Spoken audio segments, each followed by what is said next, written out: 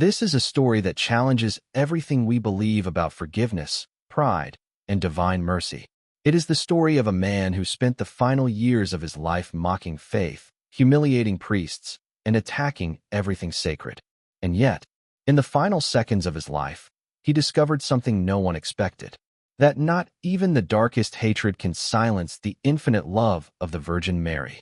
What happened inside that prison would shake the convictions of everyone who witnessed it. Guards, priests, psychologists, even the condemned man himself. Prepare yourself to witness one of the most extraordinary miracles of the Virgin Mary ever reported inside a penitentiary. A story that did not only transform the life of one prisoner, but also changed the hearts of everyone around him. Before we continue, leave a comment telling me where you're watching from and what time it is right now. I would love to see how far the stories of the Virgin Mary are reaching. Mark Thompson was 41 years old when the court confirmed his final sentence. Unlike many prisoners who eventually turned toward God while waiting for the end, Mark chose the opposite path. During the 12 years he spent awaiting his final verdict, he became the most feared inmate in the entire block. Not because he was violent, not because he started fights, but because of something far more disturbing. Mark had an unusual and terrifying ability to destroy the faith of others. Every new prison chaplain eventually heard the same warning: be careful with cell 13. And the guards would always add in a low voice, give him 5 minutes, and he can make a priest doubt his own vocation. But what disturbed people most about Mark was something else. He didn't simply reject religion. He attacked it with precision. Every word was calculated, every insult carefully chosen. And whenever the topic turned to the Virgin Mary, his cruelty became even sharper. It was almost as if he knew exactly where to strike to cause the deepest spiritual damage. Father William Brown became the 7th chaplain to attempt to speak with Mark in just 5 years. When he approached cell 13 for the first time, Mark was lying on his bunk, staring at the ceiling with a strange smile. "I came to talk about salvation," the priest said quietly. Mark let out a laugh that echoed across the corridor. "Salvation?" He slowly sat up. "Tell me something, Father. Where was your God when I was 6 years old and my stepfather beat me every night? Where was he when my sister died at 14? And where was your precious Virgin Mary when I was humiliated in the orphanage?" Father Brown swallowed. He had heard painful stories before, but the bitterness in Mark's voice felt almost physical. "God allows suffering so that—" "For nothing," Mark interrupted, suddenly standing. His eyes burned with rage. "You want to know what I think about your Virgin Mary?" He leaned forward toward the bars. "She was invented to deceive weak people." Then he spat on the floor and crushed it under his boot. "If there's anything real out there, let it come stop me." Father Brown stepped back. His hands trembled. Tears slowly filled his eyes. Behind the bars, Mark smiled with cruel satisfaction. Another believer had been broken. Next, Mark shouted toward the other inmates, who had watched the scene in stunned silence. Over the following months, Mark intensified his campaign against everything sacred. He quickly realized something important. Attacking the Virgin Mary disturbed people far more deeply than attacking anything else. So he focused his insults there. Whenever religious groups visited the prison to sing hymns, Mark shouted blasphemies aimed directly at Holy Mary. During psychological sessions, he began reporting disturbing dreams involving the image of the Mother of Jesus. And slowly, something unsettling began happening in the prison. Men who had once sought comfort in prayer started questioning their beliefs after speaking with Mark. The prison director, James Miller, even considered placing him in total isolation. But Mark was careful, too careful. His insults were always delivered just within the limits of the rules. Never enough to justify punishment, but always devastating. The prison psychologist eventually wrote in a confidential report, "This man is different. This is not simply rebellion or trauma. There appears to be something deeper behind his desire to destroy the faith of others." Then, in December of 2008, a new volunteer arrived at the prison. Her name was Sister Catherine. She was only 34 years old, a nun who had dedicated her life to working with prisoners. When she heard about Mark Thompson, she made a surprising request. She asked to work specifically with him. Director Miller stared at her during the orientation meeting. "Sister, this man has destroyed the faith of 7 chaplains. He is particularly cruel to anyone devoted to the Virgin Mary. He has already made 3 volunteers leave in tears. You might want to start with someone less dangerous. But Sister Catherine simply smiled. "Mr. Miller," she said calmly, "that is exactly why I asked to come here. Our Lady showed me during prayer that this man needs mercy more than anyone." Father Brown, still shaken from his encounter with Mark, intervened. "With respect, sister, this man doesn't just reject God. There's something darker there. His blasphemies, they feel like they come from somewhere else." Sister Catherine gently touched the crucifix on her chest. "Then he needs Our Lady even more." When Sister Catherine finally approached cell 13, Mark immediately noticed her. It was unusual to see someone so young volunteering to work with condemned prisoners. And there was something about her presence. Something calm.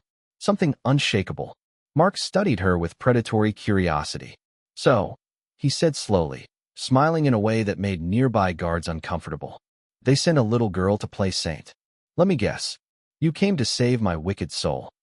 "I only came to talk," Sister Catherine replied, sitting calmly in the chair outside the cell.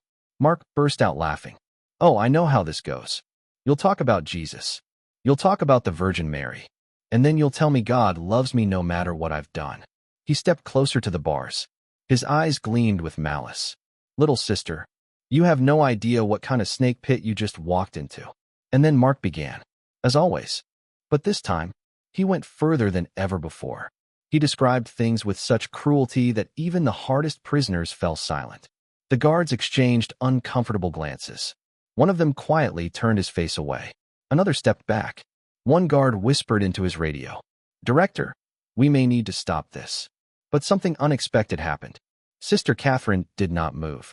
She didn't cry. She didn't protest. She didn't walk away. She simply listened, sometimes closing her eyes, as if praying.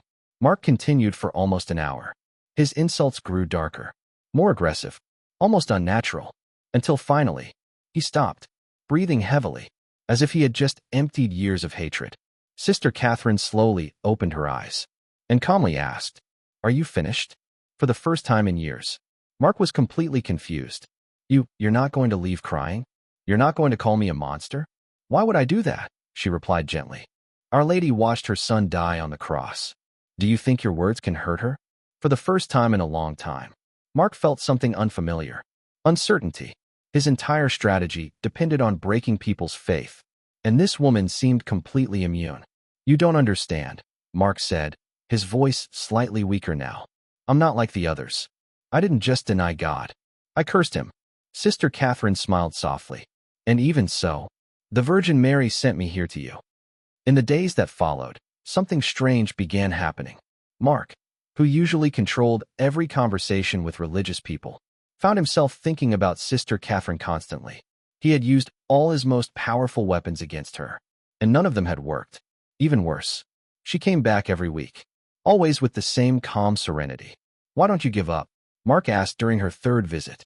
"Because Our Lady never gives up," she answered. "Even when her children spit in her face, she keeps loving them." Mark laughed, but the sound felt forced. "I've done things that would make your saints cry blood." "She has already cried blood," Sister Catherine replied calmly. "In Fatima, in Akita, in many places around the world, Our Lady weeps for the sins of humanity. Even yours." Mark suddenly slammed his fists against the bars. "You don't understand. I don't want forgiveness. I chose darkness.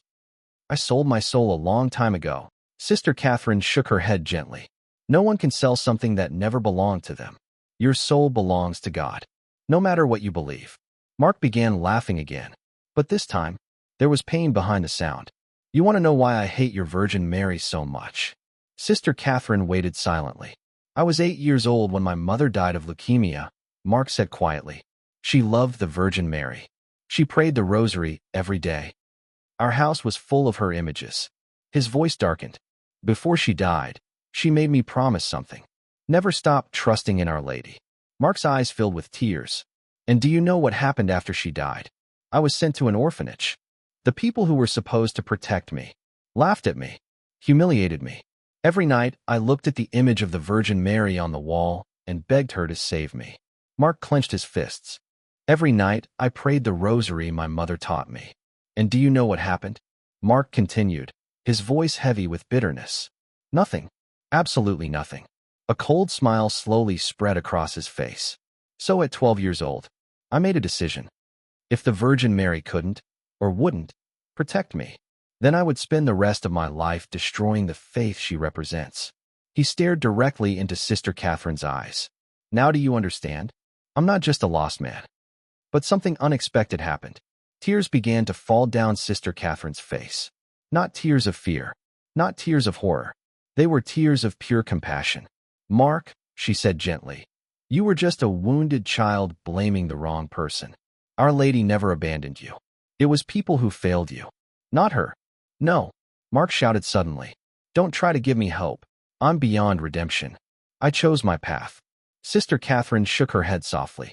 No one is beyond redemption while they are still breathing. And Our Lady showed me something about you during prayer. Mark stopped. For the first time, he didn't shout back. What? He asked quietly. She showed me that through all these years, even in the middle of your anger, your insults, your blasphemy, a part of you has still been waiting for her. That is why your hatred is so strong. Because it comes from wounded love, not from the absence of love. Something inside Mark's chest tightened. A pain he had buried for decades began to rise again.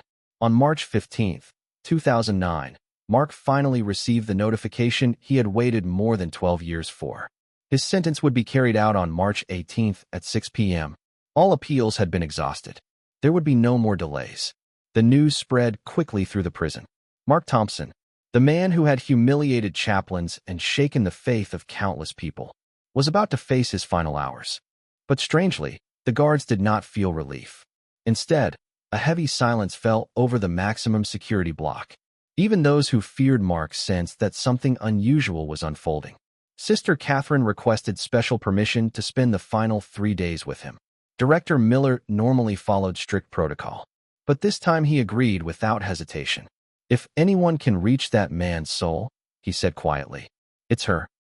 When Catherine arrived at the cell that afternoon, Mark looked surprisingly calm. So, he said with a half-smile that never reached his eyes, 3 days to save the darkest soul in this prison. Do you think you can do it? It is not I who will save it, she replied gently. And you already know that.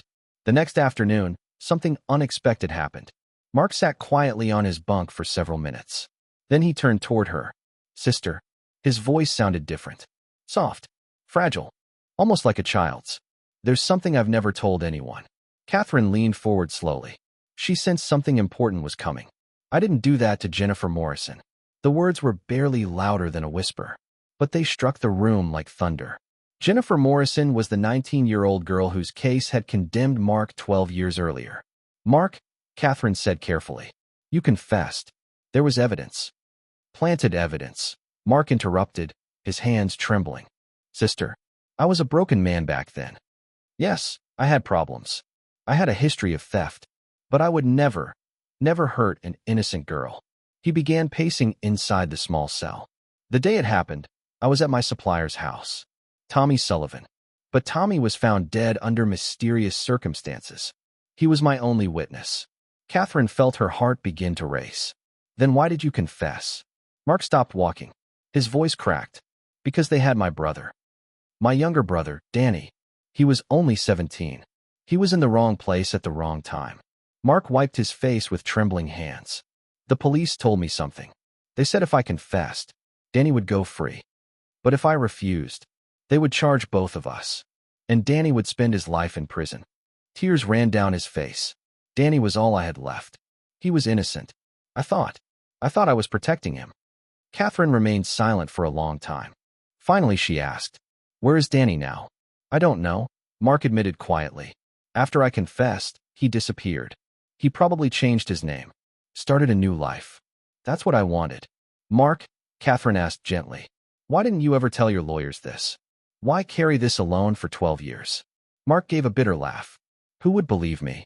A man with a criminal record claiming he was coerced? And honestly, back then I was drowning in anger. A part of me believed I deserved whatever happened to me.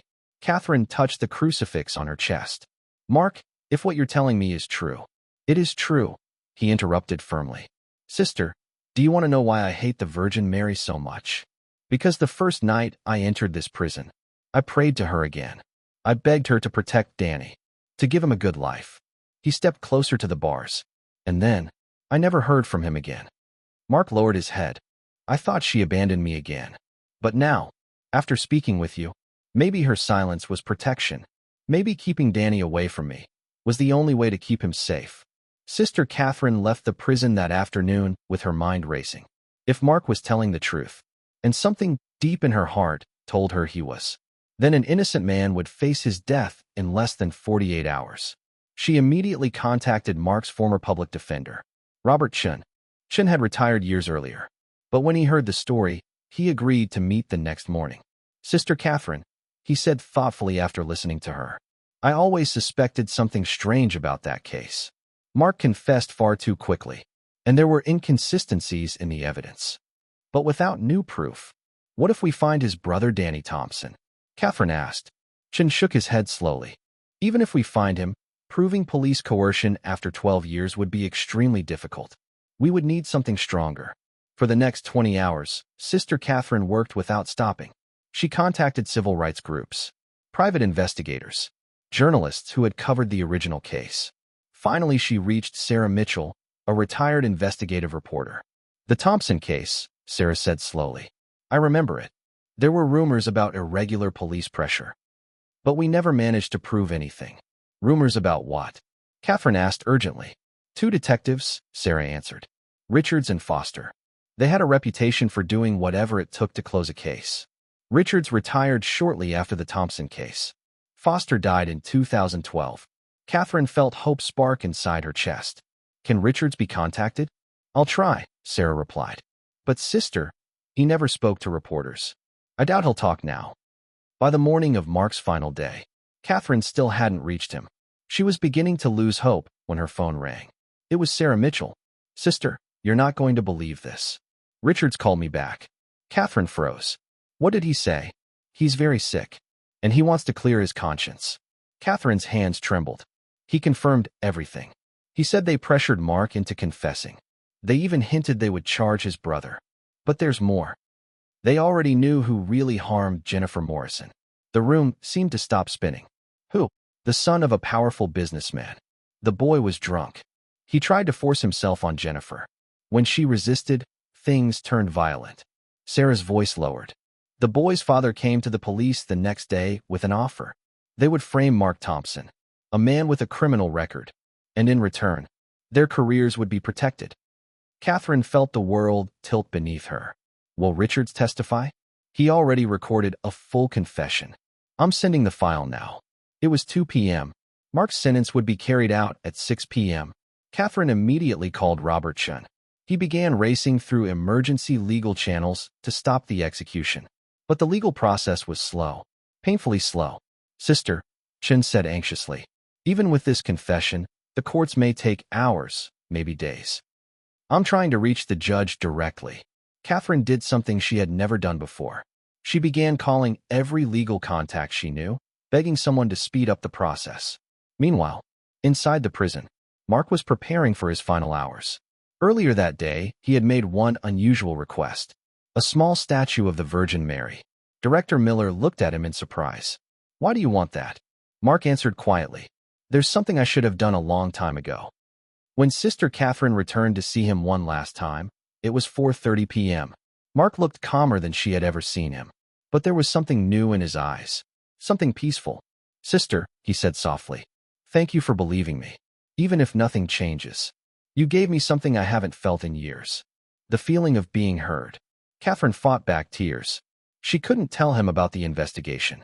She didn't want to give him hope that might collapse. Mark, she asked quietly, are you sure about what you're about to do? Mark looked at the small statue of the Virgin Mary resting on the metal table beside his cell. Then he turned to Sister Catherine. For 25 years, he said quietly, I blamed her for everything that went wrong in my life. His eyes remained fixed on the image.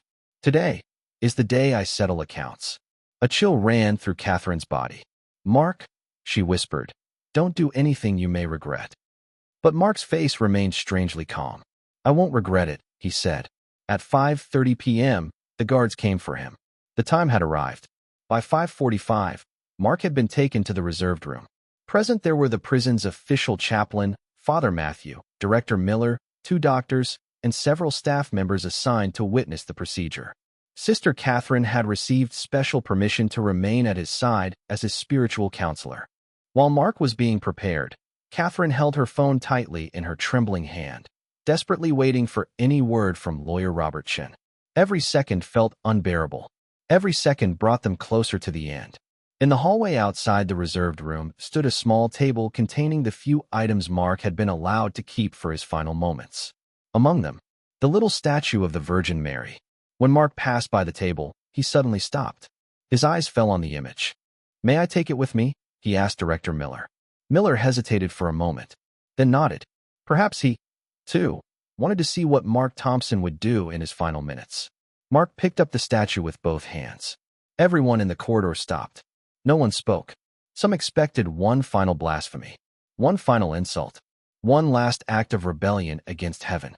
But what happened next left every single person there completely frozen. Mark lifted the little image of the Virgin Mary. Then suddenly, he let it fall. The statue shattered across the floor. The sound of breaking wood echoed through the corridor. Absolute silence followed. No one moved. No one breathed. Everyone stared. Was this his final act of hatred? His final insult? But then they saw his face. There were tears in his eyes. And when he spoke, his voice trembled. "Virgin Mary, I broke your image, just as I have broken myself for so many years." He slowly dropped to his knees among the shattered pieces. His hands shook. "But if through your son, the impossible can still happen, then perhaps even a man like me can be restored." Tears rolled down his face. "I ask forgiveness for the years of hatred, for every blasphemy, for blaming you for the cruelty of men." The guards looked at one another in complete confusion. This was not what anyone expected. This was not rage. This was surrender. And yet Mark wasn't finished. Still kneeling among the broken fragments, he whispered, "Now I understand that breaking your image never broke your love, just as my anger never lessened your mercy." And it was in that exact moment, at 5:58 p.m., with just 2 minutes remaining, that Catherine's phone rang. Her heart nearly stopped. She answered instantly. "Sister Catherine," came the voice of Robert Shun on the other end, urgent and breathless. "Judge Wilson has reviewed the emergency evidence. A temporary suspension has been authorized. Right now." For 1 second, Catherine couldn't move. Then she shouted with all the strength in her body, "Stop! There's been a judicial suspension. Stop everything." The room erupted into stunned confusion. Director Miller immediately ordered the procedure halted while he verified the information.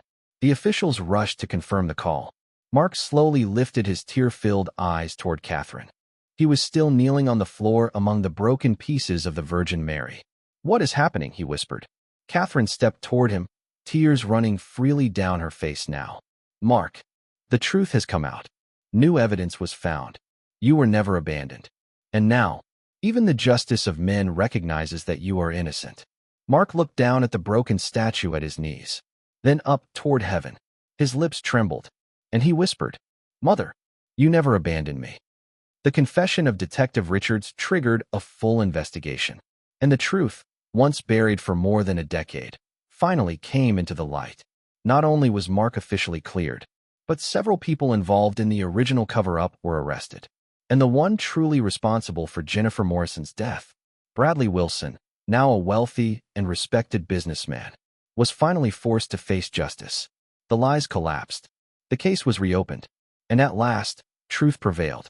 Mark remained in prison only 2 more weeks while the legal process was finalized. But during those 2 weeks, something extraordinary happened. The man who had spent 12 years destroying the faith of others became the strongest witness of faith inside the prison. Inmates who had once feared him now came to him for advice. Men who had lost all hope asked him how to pray. Even guards who had watched him terrorize chaplains stood silently in the corridor, listening to him speak about mercy. Father Matthew later said to Director Miller, "It is a miracle. The same man who once made me question my calling is now bringing more men to God than I have in 20 years." The day Mark was officially released, he walked out of prison carrying only 2 things: a Bible and a small cloth bag containing the broken pieces of the Virgin Mary statue he had shattered. A crowd of reporters waited outside. Cameras, microphones, questions shouted from every direction. But Mark offered only one statement. "For 12 years," he said, I blamed God and the Virgin Mary for the cruelty of men. Today, I know that even in the darkest years of my life, when I thought I had been abandoned, divine mercy was already at work. He paused and looked directly into the cameras. For anyone who has lost faith, for anyone who feels abandoned, I was the most lost man you could imagine. If there was hope for me, then there is hope for anyone. 3 months later, Mark did something that surprised even Sister Catherine. He returned to the prison, not as an inmate, but as a volunteer. I want to work with the men who are where I once was, he told Director Miller. I want to show them that no matter how lost they feel, there is always hope. Director Miller approved immediately. He had seen the transformation with his own eyes, and he knew something impossible had happened there. Today, Mark Thompson is the director of an organization called Broken Pieces, a ministry dedicated to helping former inmates rebuild their lives and return to society with dignity and purpose. Years later, he married Lisa, a therapist he met at a conference on social reintegration. And wherever he speaks, schools, prisons, churches, he always ends with the same message. If you are broken today, do not despair. If you think you have done unforgivable things, do not give up. If you believe you are too far from the mercy of God, you are wrong. And so, in the face of the impossible, we witness something no one thought could happen. A man consumed by hatred, transformed by mercy, a soul that seemed lost forever, restored by love. Because divine mercy can reach even the hardest heart, and the Virgin Mary never stops interceding for her children. Let us now lift our hearts in prayer together. O Virgin Mary, Mother of Mercy, look with compassion on all those who today are lost in pain, hatred, or hopelessness. Touch every hardened heart. Light the flame of forgiveness where bitterness has taken root. Awaken faith where despair has grown. Intercede for our families. Protect our homes. Strengthen our trust in Jesus, your beloved Son. And may we never forget that even in the darkest nights of life, we are never alone. Your maternal gaze accompanies us. Your intercession sustains us. Amen. Now I want to hear from you. Do you believe miracles of the Virgin Mary like this can still happen today? Write your answer in the comments. And if you have your own testimony of faith, share it too. Someone reading your words may find the hope they need. And if this story touched your heart, subscribe to the channel and activate the notification bell to continue receiving more stories of faith and miracles. May God bless you.